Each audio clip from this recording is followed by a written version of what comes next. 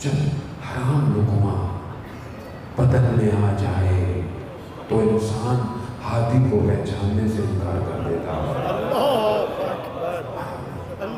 اس لیے اسلام جو اتنا فورس کہتا ہے کہ حرام سے بچاؤ اپنے آپ کو، کیوں؟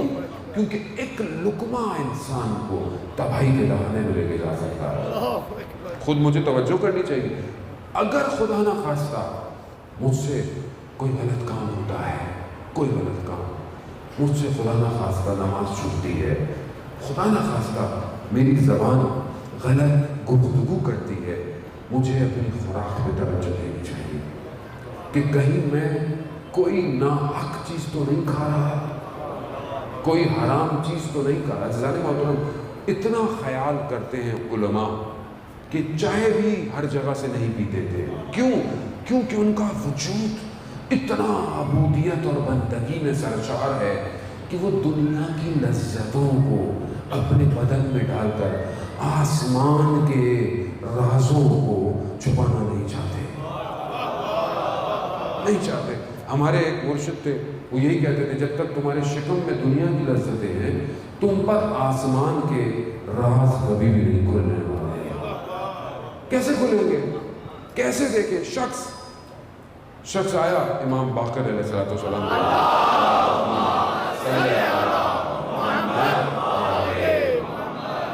صرف آپ کا حسن سماعت مجھ سے مجلس پڑھوا رہا ہے، میرے اندر کوئی طاقت نہیں ہے مجلس پڑھنے کی، کیونکہ میرا پورا جو پنجرا ہے پسلیوں کا وہ کئی دن سے انفیکٹڈ ہے اور مجھ سے بالکل آواز، لیکن یہ صرف آپ کا حسن سماعت ہے جو مجلس پڑھوا رہا ہے۔ صلوات اللہ صلی اللہ محمد۔ شخص امام کی خدمت میں آیا 5 بجے کہ مولا یہ جو قرآن میں پروردگار نے ارشاد فرمایا کہ ہم نے حضرت ابراہیم کو ملکوت دکھایا، یعنی آسمان کا ملکوت، یہ کیا تھا؟ امام نے اس اپنے صحابی کو بولا آنکھیں بند کر نیچے دیکھ۔ اس نے نیچے دیکھا، کہا اوپر دیکھ، کہا آنکھیں کھول۔ جب اس نے کھولا تو دیکھا چھت جو ہے وہ چیر چکی تھی اور ایک عجیب عالم تھا جو اس کو نظر آ رہا تھا۔ امام نے کہا آنکھیں بند واپس کھول، تو واپس چل، کہا یہ اس ملکوت کی ذرا سی جھلک تھی جو مجھے نظر آیا۔ پھر مولا نے لباس تیرے تن کیا، پہنا اور کہا چل میرے ساتھ۔ چلتے چلے گئے، حدیث تو لانی ہے۔ امام نے اسے ایک جگہ پر کچھ مقامات دکھائے اور کہا دیکھ یہاں پہ تجھے دکھایا ہے یہ بس تھوڑا سا ہے، وہ جو حضرت ابراہیم کو دکھائے تھے وہ 12 عالم تھے اور ہر عالم میں ایک امام کا ہے۔ وہ پروردگار نے حضرت ابراہیم کو دکھائے۔ عزیزان محترم، زندگی گزرتی جا رہی ہے، قبر نزدیک آ گئی ہے، کسی کو نہیں پتا میں کب دنیا سے چلا جاؤں گا، کب میں اس عالم کو دیکھوں گا، کیا میری توجہ بھی ہے کہ میں ان لذتوں کو حاصل کروں؟ کون سی لذت؟ وہ جو لذت عبادت میں مجھے محسوس ہو، وہ جو گریہ مجھے نماز میں ملے، وہ کب ملے گا؟ کب محسوس کروں گا میں؟ آیت اللہ عظمہ بہجت نے اپنے استاد سے، آیت اللہ قاضی کو کہتے تھے کہ جب تم نجف میں ہوتے تھے تو کہتے تھے حرم میں جا کر تہجد کی جو نماز پڑھتے ہو، اس تہجد کی نماز میں جو وطر ہے اس میں دعائے ابو حمزہ عثمانی پڑھا کرو، اتنی لمبی دعا۔ کہتے ہیں ہم ایک رات مولا کے حرم میں پڑھ رہے تھے، ہم نے دیکھا ہمارے برابر میں ایک جوان آیا اور اس نے بڑے گریہ سے اس دعا کو پڑھا، اور جب ہماری نماز ختم ہوئی تو وہ جوان جا چکا تھا۔ ہمیں استاد نے کہا کہ تم جانتے ہو وہ جوان کون تھا؟ کہا نہیں مولا۔ کہا وقت کا امام تھا، وقت کا امام تھا۔ آیت اللہ بہجت فرماتے ہیں استاد ہم کب امام کو دیکھیں گے؟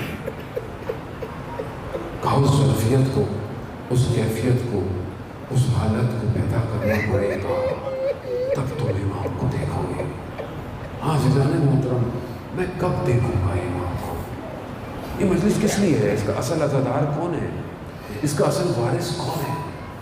यकीनन बानी ने मजलिस कराई है, आप सब आए हैं, सबको असल पुरसादार तो वक्त का इमाम है। क्यों? क्योंकि वो तो करबला को वैसे ही देख रहा है जैसे करबला हुई है। लेकिन क्या मैं इमाम को खुश कर रहा हूँ? क्या इमाम मुझसे राजी है? यूनिवर्सिटी का जवान था, नशे करता था, नशे करता। एक दिन बस मस्जिद जमकरान जो कुम के करीब है, इमाम से मंसूब है, वहाँ जा चला गया, बैठ के जब सब गए वो भी चला गया। मस्जिद से ये पूरा वफद तालिब इल्मों का उठा और जाकर आयतुल्लाह बहजत के सामने खड़ा हो गया, मिलने के लिए चले गए। अब आयतुल्लाह बहजत सबसे मुखातिब हैं, इससे बात नहीं कर रहे। इसकी विजदान में ये हुआ कि मुझसे क्यों नहीं बात कर रहे, सबसे बात कर रहे हैं। तो अंदर से आवाज़ आई, तुम्हारे कौन सा ऐसा अमल है जिससे ये तुमसे गुफ्तगू करे? बस ये बात होनी थी, इसका दिल टूट गया। अल्लाह के वली की निगाह उठना और ना उठना दिलों को बदल देता है, दिलों को बदल देता है।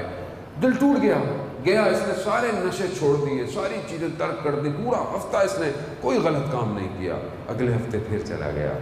जैसे ही आयतुल्लाह बहजत की खिदमत में खड़ा हुआ, सर झुकाए हुए, शर्मिंदा, बराबर वाले ने इशारा किया, आप उस तुमसे कह रहे हैं।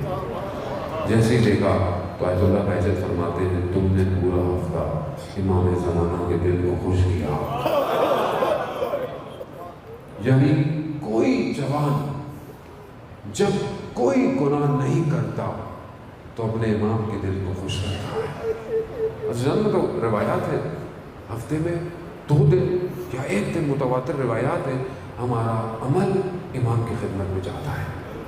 अगर मैं इमाम को खुश नहीं कर सकता तो कम से कम इमाम को रुलाऊं तो, ये तो कर सकता हूँ ना, रुलाऊं नहीं। मेरा अमल तो ना रुलाए वक्त के इमाम को, मेरी वजूद से तो मेरे मौला को तकलीफ नहीं होनी चाहिए।